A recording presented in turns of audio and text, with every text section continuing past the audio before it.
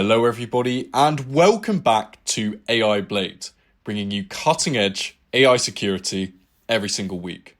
My name's David, I'm going to be your host for this episode, and today we have a very exciting topic to discuss: AI bug bounties in 2024. This should be a complete guide to earning money by hacking AI platforms ethically. Bug bounty has long been an established source of income in the cybersecurity industry, with several professionals using this as their main stream of income. As insecure AI/ML-based applications enter the market in 2024, new bounty programs with low-hanging fruit are opening up. In this post, I will outline the best bug bounty platform, the top vulnerabilities to search for, and a simple methodology to find your first bug. So, number one, what is the best bug bounty platform?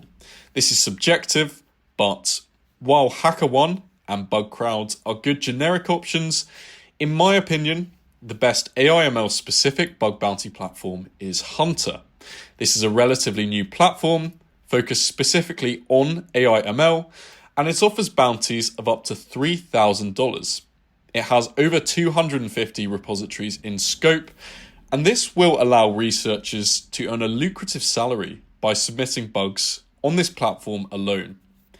It's worth noting that Hunter focuses on hacking applications and coding libraries used in AI/ML operations, as opposed to hacking the models themselves. And for more information on this, simply check out any of my indirect prompt injection publications. So, top vulnerabilities. As testers, we want to focus on what will give us the most return for the least effort.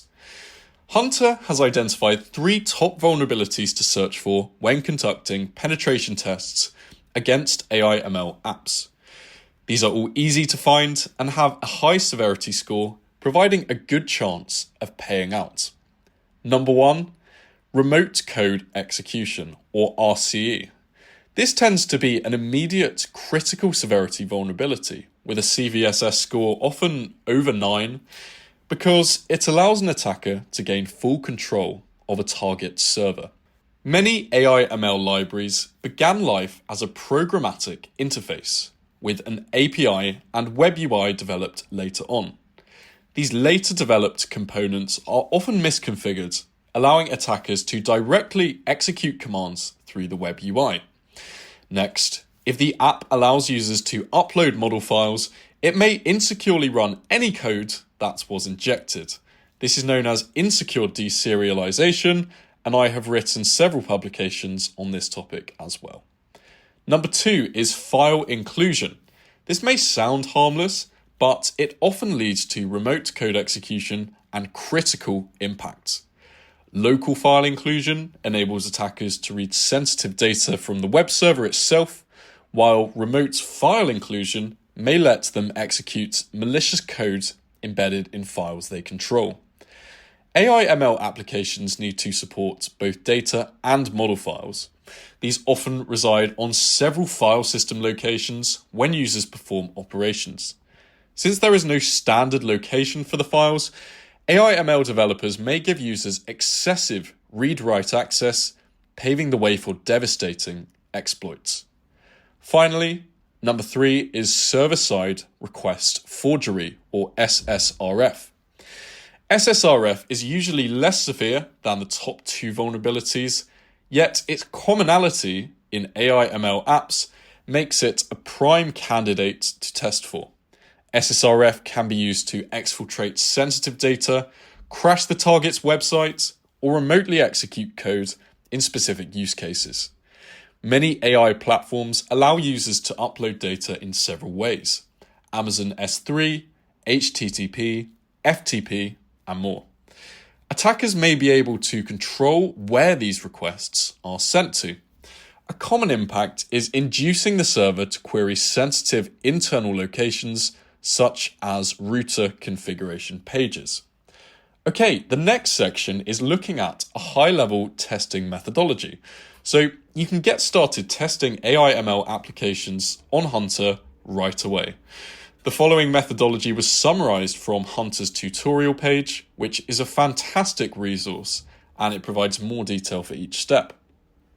So, number 1, static code analysis. The method for this is to download an AI ML library from GitHub and then perform a Snike vulnerability scan on the library. Snike is a free VS Code plugin, so this is very simple to configure. Next, review the Snike scan reports and filter out any non-relevant issues, such as cross-site scripting, where JSON is returned, hence meaning that JavaScript cannot be injected inside of JSON, or path traversals that affect non-user phasing utility scripts. Identify the 5 files with the highest number of findings, and then for each of these, perform a targeted search for dangerous functions and patterns. Number 2, map out the application. So, first of all, see if there is an open API specification for the library, and if this is unavailable, you can either use ChatGPT to generate an API spec based on documentation, or you can populate the application with test data and run these through a web application proxy tool. Save and name each unique API request, and then search for URL patterns such as FTP, S3, and HTTP in API requests to find any low-hanging SSRF fruit. Number 3, automatic testing. Perform an active scan on each API request, and for each of these, we're going to monitor the request and document any anomalies found, such as unexpected HTTP status codes, unusually long responses, or truncated outputs. Number 4, manual testing. Inject payloads into each API request using a word list, such as the big list of naughty strings, prefacing each with /home/user/.ssh. This may allow you to find potential file path vulnerabilities. Next, use sniper mode on Burp Suite to create multiple insertion points for comprehensive coverage. And then finally, analyze all responses, looking for unusual status codes or variations in response length.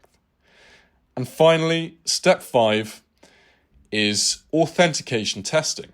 So you can download the Authorize plugin on Burp Suite. Burp Suite is a free tool for web application proxying. And you can set up Authorize with a low privilege user's authentication token. Next, navigate the application as a high privilege user and ensure that access controls are properly enforced across the app. Verify that all privilege requests are restricted and logged correctly in the Authorize interface. So, summarizing this, data scientists are not developers. They often lack the secure coding experience of professional software engineers. Unfortunately, the apps they develop are often full of high severity bugs, reminiscent of web applications 10 plus years ago. There is a fantastic opportunity to make money via AI bug bounty programs right now. As AI ML apps and their associated bounties become more mainstream, vulnerabilities will be patched and the risk of these applications being hacked will reduce. However, the impact of exploitation will increase as more organizations integrate such apps into their infrastructure. Learning about AI security now will position security professionals to handle challenges like these in the future. Thank you so much, everybody, for listening. I hope you enjoyed this episode and that inspires you to take action. And I will see you in the next one for another intriguing topic.